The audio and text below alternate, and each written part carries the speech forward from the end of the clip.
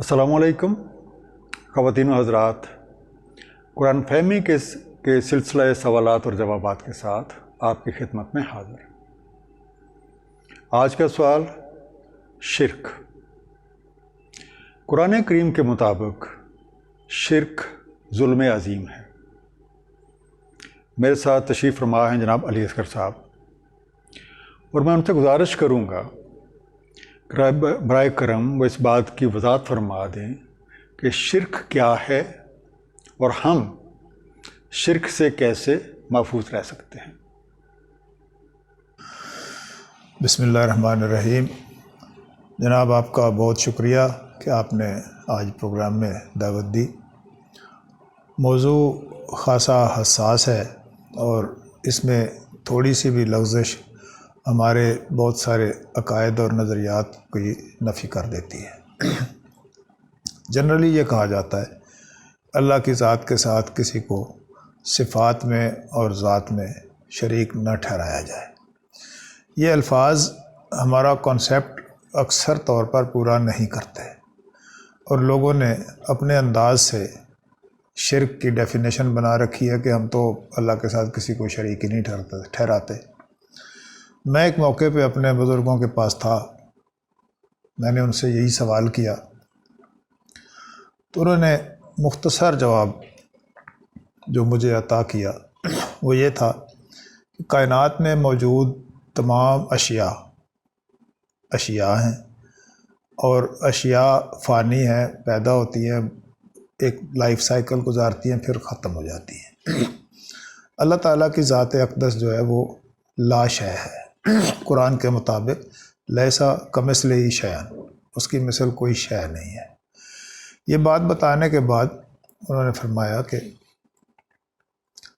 जब तक आप शय की तरफ मुतवज्जे हैं और शय में प्रायोरिटी नंबर 1 कर रहे हैं, शय को प्रायोरिटी दे रहे हैं, शय आपको जो कुछ भी बनाया गया ये अल्लाह ताला ने आपके लिए बनाया।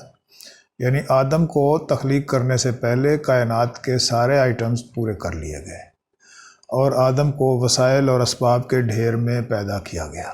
आज भी जो आदम की औलाद, आदमजाद बच्चे पैदा हो रहे हैं तो वो असबाब और वसाइल की मौजूदगी में आ रहे हैं और तमाम वसाइल और असबाब इंसान के लिए बनाए गए।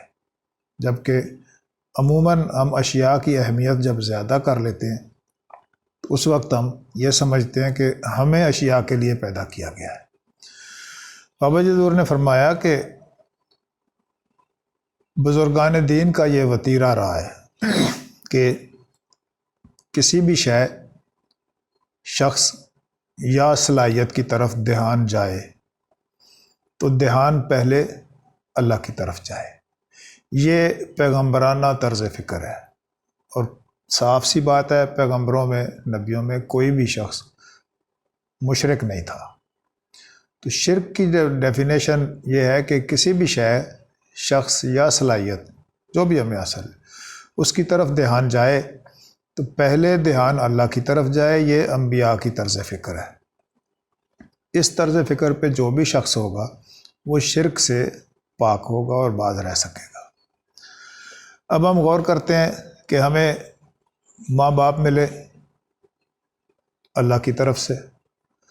जब हम माँ बाप के साथ बराह रास्त ताल्लुक़ कायम करते हैं और उसमें अल्लाह की ज़ात इन्वॉल्व नहीं होती, मेरी माँ, मेरा बाप, मेरा माल, मेरा घर, मेरी, ये जो मिल्कियत का दावा है बराह रास्त, कोई सलाहियत को भी ले लें, कुरान करीम में ये इरशाद हम इस तरह से भी देखते हैं कि सूरह बनी इसराइल में ये कहा गया कि हमने, मफ़हूम है, हमने इंसान को वसीयत की है कि वो अपने वालिदैन के साथ उसने सलूक से पेश आए और उसको अगर इन दोनों में से कोई एक भी बुढ़ापे की उम्र में मिल जाए तो उसके सामने उफ भी नहीं करना।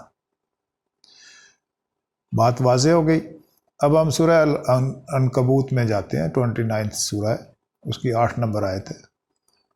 उसमें कहा गया कि हमने इंसान को वसीयत की कि वो अपने वालिदैन का अच्छा सा ख्याल रखे, لیکن اگر وہ شرک کی طرف آمادہ کریں تو پھر ان کو انکار کر دیا جائے۔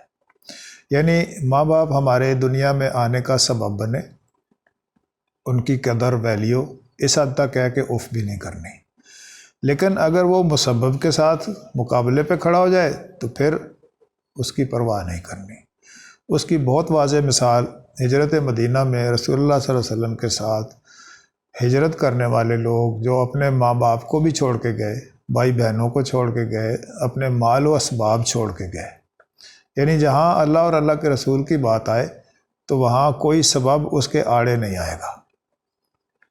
مجھے انہوں نے یہ کہہ کے بہت آسان کر دیا کہ اللہ تعالیٰ شے نہیں ہے، لیسا کمثلہ شیء، اور جب جو شے ہے وہ اللہ نہیں ہے اور جو شے نہیں ہے وہ اللہ ہے۔ تو بہت آسانی سے اس بات کو دیکھا جا سکتا ہے کہ جو بھی مجھے صلاحیت حاصل ہے وہ مجھے اللہ کی طرف سے دی گئی اور ان بلٹ موجود ہے ساری۔ اس کا ریفرنس اگر اللہ کے واسطے کر دیا جائے تو بہت آسانی سے شرک سے بچا جا سکتا ہے۔ عموماً لوگ دعوی ملکیت میں شرک میں ملوث ہو جاتے ہیں، رشتے ناتوں کے حوالے سے شرک میں ملوث ہو جاتے ہیں، براہ راست کلیم کر لیتے ہیں میرا بچہ۔ جب میرا بچہ تو پھر انما اموالکم اولادکم فتنہ، لیکن دوسری طرف بیٹا نعمت اور بیٹی رحمت، دونوں باتیں متضاد نظر آتی ہیں۔ اس میں جو اموالکم اور اولادکم کی وضاحت کی گئی اس کے اندر کہ تمہارے مال اور تمہاری اولادیں یہ تمہارے لیے آزمائش ہیں، فتنہ ہے، فساد ہے۔ لیکن سارے نبیوں کی بھی اولادیں ہوئیں، مال بھی کمائے گئے، حکومتیں بھی کی گئیں، لیکن ان کے ہاں طرز یہ تھی کہ ہر شے من جانب اللہ کے حوالے سے۔ جب ہم پوری کائنات کو، اپنے آپ کو بھی اللہ کے ریفرنس سے نہیں دیکھتے اور براہ راست تعلق قائم کرتے ہیں یا براہ راست ملکیت کا دعویٰ کر لیتے ہیں، تو یہاں یہ شرک کے زمرے میں آتا ہے۔ اور یہ ظلم عظیم اس لیے ہے کہ جس بھی شے کو ہم نے براہ راست اپنا سمجھا، شے تو ساری فانی ہے، لہذا جس کو ہم نے براہ راست اپنا سمجھا تھا اس کی وجہ سے ہم نے اللہ کی ناشکری کر دی۔ شکر کا زمرہ جو قرآن کے اندر شکر کی بات ہے کہ فاذکرونی اذکرکم واشکروا لی ولا تکفرون، تو اسی طرح سورہ لقمان کے اندر بات ہے کہ ہم نے لقمان کو حکمت عطا کی تاکہ وہ شکر گزار بندہ بنے۔ شکر کی ڈیفینیشن ہے کسی بھی شے یا صلاحیت کو پرفیکٹلی اس طرح استعمال کرنا جیسے اللہ چاہتا ہے، اور وہ اس کے چاہنے کا بہترین طریقہ جو استعمال ہے وہ رسول اللہ صلی اللہ علیہ وسلم کا اسوہ حسنہ ہے۔ تو ہم اپنے ارد گرد جب بھی اپنی صلاحیتوں پر بھی توجہ آئے تو ہم نے یہ سمجھنا ہے کہ یہ صلاحیت ہمیں اللہ نے دی، لہٰذا یہ فتنہ نہیں ہے، تو نعمت ہوگی۔ اگر وہ میری اپنی ہے اور میں نے اس کو اپنا کلیم کر لیا حالانکہ میرے پاس تو صلاحیت ہی کوئی نہیں ہے، تو کسی بھی شے، شخص یا صلاحیت کی طرف براہ راست جو ملکیت کا دعویٰ ہے وہ شرک کہلاتا ہے۔ اور یہ ظلم عظیم اس لیے ہے کہ بندہ اشیاء کے پیچھے لگتے ہوئے شے فانی ہو جاتی ہے اور بندے کا نہ آگاہ رہ گیا نہ پیچھا رہ گیا۔ تو اموالکم اولادکم فتنہ والی آیت بہت واضح کرتی ہے کہ تمہارے مال اور تمہاری اولادیں تمہارے لیے فتنہ ہے، ادروائز اللہ کا دیا ہے، اولادیں اللہ نے دی، بھائی بہن اللہ نے دیے، وسائل اسباب اللہ نے دیے، صلاحیت اللہ نے دی، لہذا شکر گزار بندہ بن کے استعمال کیا جائے۔ تو سورہ ابراہیم کی آیت اس کو اور سپورٹ کرتی ہے کہ تم شکر کرو گے تو میں اور دوں گا۔ اللہ تعالیٰ ہمیں آسانی عطا فرمائے، زاویہ نگاہ بدلنے سے بات بن جاتی ہے۔ سر بہت شکریہ، اللہ تعالیٰ آپ کو جزائے خیر دے اور اللہ تعالیٰ ہم سب کے علم میں اضافہ کرے۔ السلام علیکم خواتین و حضرات۔